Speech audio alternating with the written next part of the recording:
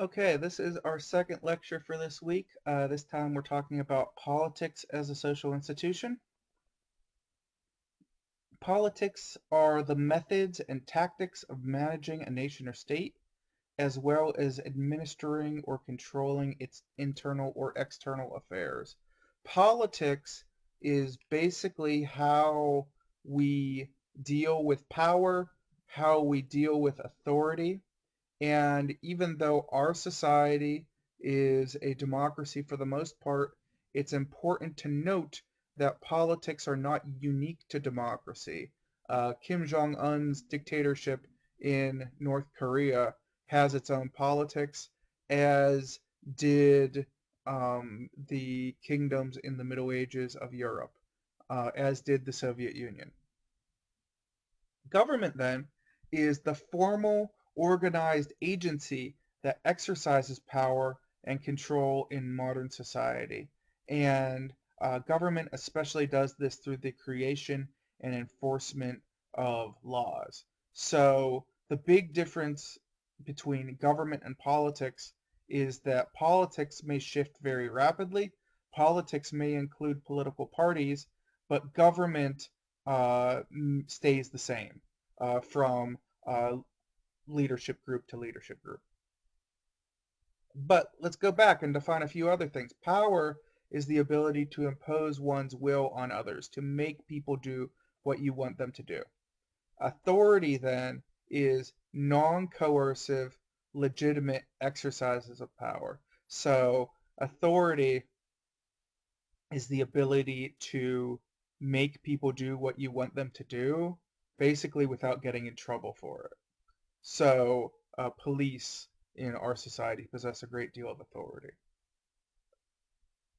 Authoritarianism, now we're talking about systems of government. Authoritarianism is a system of government by and for a small number of elites that does not include representation of ordinary citizens. Authoritarianism, it should be noted, is not dependent on ideology. It's more about tactics than beliefs. So, an authoritarian government could be communist, an authoritarian government could be fascist, and I'll talk about the difference between those things a little bit later. But the short end of it is all kinds of different governments could be authoritarian. The key to it is that it's a government for a small number of people, and usually um, authoritarian governments are um, they're exploitative. They're power hungry. They are by definition anti-democratic. A dictator is one type of dictatorship is one type of authoritarian system. Usually a dictator does not gain power, but by being elected, sometimes they are, but seizes power to become an absolutist ruler. Joseph Stalin in the Soviet Union seized power in the Communist Party. Benito Mussolini seized power in fascist Italy prior to World War II. Adolf Hitler actually was elected Chancellor of Germany and then took legal means to enhance his power to position of absolute leader or dictator of Nazi Germany. Totalitarianism, then, is the most extreme modern form of authoritarianism in which the government seeks to control every aspect of citizens' lives. Now, totalitarianism is actually a relatively new government form. It was only made possible in the 1920s and 1930s through communication technology. Imagine a world where there are no telephones, where it takes a couple days to get messages only a couple hundred miles away. You can't you can't control all aspects of someone's life if your only way of communicating with them are letters, right?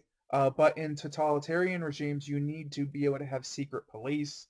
You need to have surveillance if necessary. Video cameras help quite a deal if you want to control the populace. It takes a lot of energy to be totalitarianist. Um, and we saw our first totalitarianist regimes come up in the 30s with Nazi Germany, and then about mid 30s, the Soviet Union really started to be this way. And as I mentioned, it's only possible through technology. A monarchy, then, to step back a little bit, is a government by a king or queen with, excuse me, with a king or queen with succession of rulers kept within a family. Um, there are two types of monarchies. There are absolute monarchies and constitutional monarchies. Absolute monarchies typically have complete authority over their subjects. Within an absolute monarchy, basically the king can say if you live or die if he so pleases. There are very few absolute monarchies in the modern world.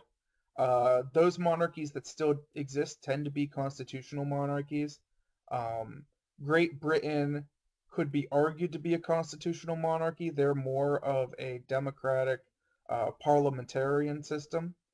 The Kingdom of Saudi Arabia is a constitutional monarchy, so the king is kept in check by their legislature. So he has quite a deal of power, but their parliament, keeps him in check to a certain degree. He couldn't just do absolutely anything he wanted to do.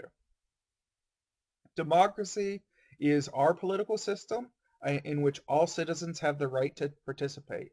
Now, many governments call themselves democracy in the modern world, and most of those that call themselves democracy are actually democracies. Um, but uh, it can be these are quite varied.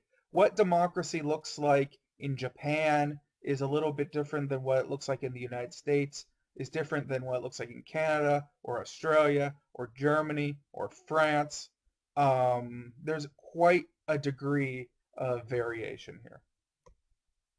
Pluralism is a descriptive term of political power where a wide variety of individuals and groups have equal access to resources and to power. It is thought to be a good thing if a democracy is pluralistic. So a government, pluralism isn't a type of government, it's a quality of government. And there is some debate if the United States is truly a pluralistic government. Keep in mind, we only have two major political parties. Many other governments have four or five or six or many more political parties, many more perspectives. Other than just Republican or Democrat, they could have Greens, Libertarians, fascists, Christian Democrats, many uh, forms of political philosophy represented other than just Republican or Democrat. So from an outsider, from outside the United States, it could be easy to understand, or you can make a relatively simple argument that we are not a pluralist democracy. C. Wright Mills coined the term power elite, and this is very much a conflict theorist idea, in which he observed that a small number of people control the economic, political, and military institutions in our society. And this is an absolutely observable fact. There are a relatively small number of people that who could be considered president or pulled from, and those people are usually political elite, and that political elite usually has ties to industry, and the biggest industries tend to be military or oil industry or other big industries, right? So the people that are actually in charge tend to be rich, tend to have high degrees of education, as you see in that picture right there, tend to be older white men. Now, given this picture was taken in the early 1980s, so they were whiter than they would be today, and more. They're all men in that picture. Now, do not be confused. When I talk about the power elite, I am not talking about Illuminati conspiracy theories. it's a real reality. The Illuminati conspiracy that there are a couple people who have absolutely iron grip on all world governments, and those people are working in one grand, absolutely controlled conspiracy to control everything. That is different than the concept that there is a small group of people who have much more power in society than other people.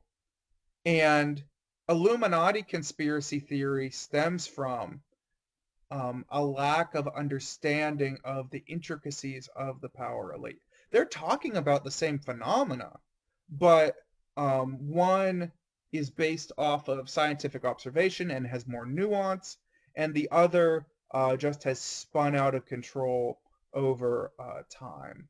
Um, yeah, and conspiracy theories in general, I find incredibly interesting relating to sociology.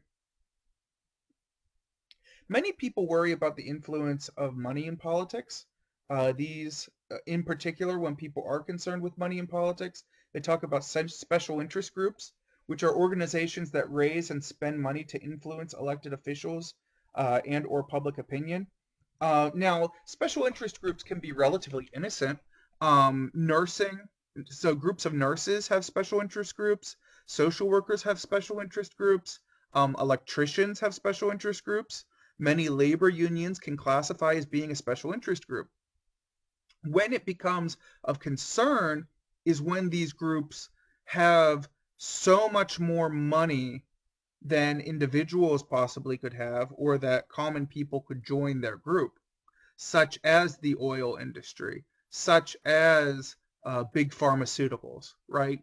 We're talking about multi-billion-dollar corporations and hundreds of multi-billion-dollar corporations joining together potentially to sway political elections. We see this in our modern elections. This is one of the arguments as to why we are less pluralistic. And like I said, it's only a couple logical slips into seeing these special interest groups being seen much like that Illuminati, which I guarantee you they are not. But they are of concern. In addition to special interest groups, the mass media also impacts politics. For instance, many people form their beliefs based off of information from opinion leaders, and this continues to be an issue. Uh, Influential opinion leaders in the past. One of the biggest, earliest was in the modern time was Rush Limbaugh, who basically would, I believe he's still on the air, get on the air and just talk for 4 hours at a time about very conservative mindsets. But it's not just the right. Rachel Maddow also serves, or Keith Olbermann also serve these purposes. Bill O'Reilly on the right also is an opinion leader. So these are people who are basically paid by um, media companies to have opinions. And there are issues with this. Sure, it's easier to get your opinions from the guy that you think you agree with, right? But it becomes of concern when Rachel Maddow or whatever has to come up with an opinion of the day. Well, she might be a highly opinionated person, but Rachel Maddow or Bill O'Reilly probably don't have an incredibly strong opinion about each and every single thing. They are paid to have those opinions. And this is an issue our society is having, both in becoming polarized politically and not being able to work through basic things like climate change, and um, people losing our ability to do critical thinking on a basic level, right? Because a lot of modern politics, uh, our citizenry, our democracy is based off of us being able to take in concepts uh, independently and thinking about them critically and making our own decisions. Um, and it's of great concern to democracy. It's quite troubling. So let's talk about how politics interact with economy. So We're going to be talking about capitalism and socialism, which are two terms that are used and become so emotional in our national discourse, but we don't often break them down as to what exactly we're talking about. So I broke the two of them down into four basic ideas. That's more complex than this, but here's the basics. So capitalism is an economic system based on four basic ideas. Capitalism is based on unregulated competition. A capitalist believes that the government should stay out of business.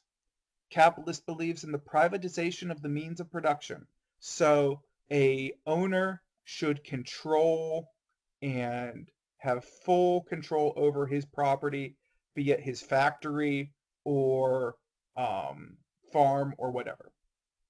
A capitalist believes in production for a profit. The reason why a capitalist stays in business is not to be a charity, but to make money. And capitalists believe that price should be based on supply and demand. So a capitalist sets their price based on how much they think they can sell it for. And if a capitalist charges too much, then if they charge too much and there's enough demand, then their competitor will just put them out of business. And that's how that equals itself out. Socialism, then, is an economic system based on another set of ideas. Socialists believe that government should regulate the economy, that the only way to keep business fair is for government to make rules to keep it fair. Socialists believe in the collective ownership of the means of production. Now, this can take many, many different forms, but in essence, what socialists believe is that workers should have a democratic say in how their workplace works. I really like to ask questions about the collective ownership of the means of production on essay questions. So if you have trouble understanding that, please let me know. Socialists believe that products should be made based on need. So if everyone has shoes from last year, everyone has clothes, then maybe we shouldn't make a new kind of shoe this year for a profit. There's no need for profit. Everyone already has shoes. Maybe we need to put our society's energy somewhere else. Socialist believes that prices should be set based on labor put into the product. So prices aren't necessarily based on supply and demand, but prices are based on how much work was put into the product and how much money is necessary for purchasing the product to pay that worker a fair wage. And in general, socialists tend to be more reform-minded than capitalists. They tend to want to fix things in society more than capitalists. But they don't want to fix things as radically, say, as someone that would call themselves a communist would. And let's talk about that distinction right now. Oh, sorry. We're going to touch on fascism here for a second, and then we'll talk on communism. Fascism, then, is not an economic system. It is a military ideology that stresses the right of the powerful to rule the world. So fascists believe that some people are innately better than other people, and those better people, those smart, strong people, should control the world. And this stresses power via military conquest. Now, National Socialism is a form of fascism that can be relatively confusing, that incorporates elements of socialism, but only for white people. This is Nazism, right? And how exactly National Socialism works can confuse people when they're trying to understand fascism and what socialism is and where capitalism is, because it's kind of a combination of a bunch of them.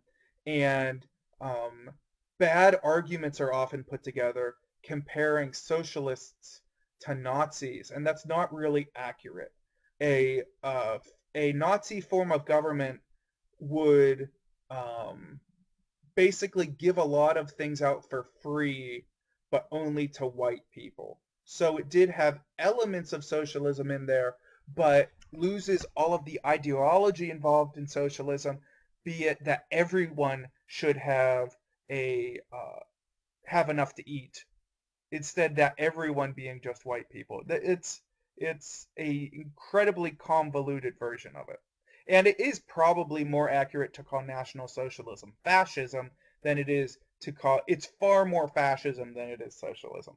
National Socialist ideologies are also known as Nazism, white nationalism, and in recent times, this same ideology has been labeled as alt-right. But back to socialism for a bit. Communism is a system of government that is based on socialism, but eliminates private property, and it takes socialism to the extreme because all citizens work for the government. So citizens working for the government is the way that they do collective ownership of the means of production. That's the way they do that, and there are officially no class distinctions. Communism is effectively socialism without democracy as we know it. And communism is often based on dictatorship or oligarchy. So the communism we see in North Korea is based on extreme dictatorship. Communists ideologically tend to be more revolution minded than socialists. People that consider themselves socialists tend to want to reform society and fix society. Communists tend to want to tear society down and then build it up again. All nations' economies, though, now that I've laid all that out, have both capitalist and socialist aspects. They range on a spectrum. The United States, which is a very capitalist country, has some socialist economic features. So we give government subsidies to business to make those businesses work better. That is a government um, involving itself in business. Could be called socialist. We have market regulations. We say that you are not allowed to put sawdust in your sausages, use sausage maker. That is a very specific government regulation because before the FDA existed, that was happening. We have public aid programs. We don't want people to starve to death. We don't want people to freeze to death in the winter or roast to death in the summertime, so we give heating and cooling programs. Cuba, similarly, considered to be a very socialist country, has some capitalist ventures. In the last couple of years, they have legalized small business to allow for a degree of capitalist venture. And before that, those small businesses were made legal, Cuba developed a very complex black market. So they were doing illegal capitalism too to make it work. Here is the slide that I want to burn in your brain. Socialism is an economic system. Communism is a political system. Democratic governments can be socialist. They can also be capitalist. They could be either. Totalitarian governments or authoritarian governments can and have used capitalism. They've also, different ones have used socialism. It's not either or. Socialist does not mean anti-democratic. Capitalist does not mean democratic.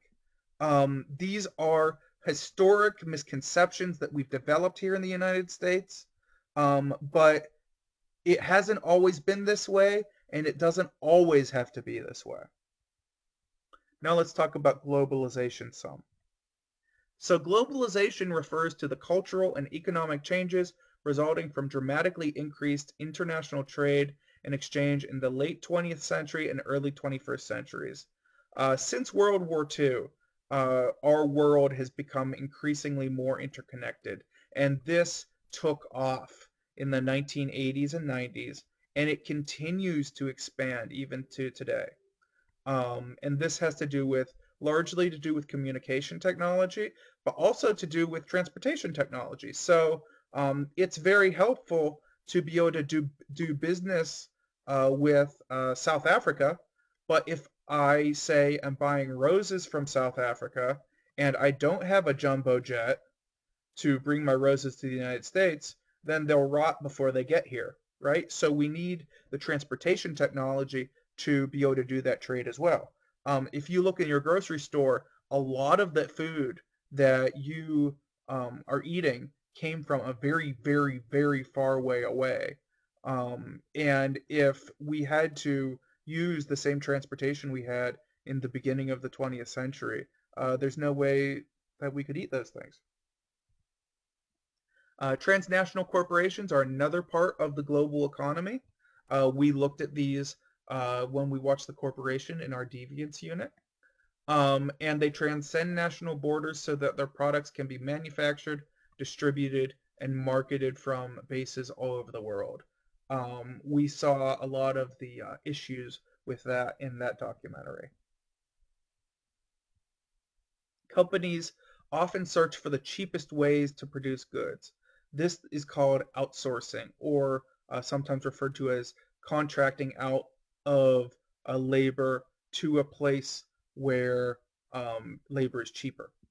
Or they could also use sweatshops, which are workplaces where workers are subject to below standard wages, long hours, and poor working conditions.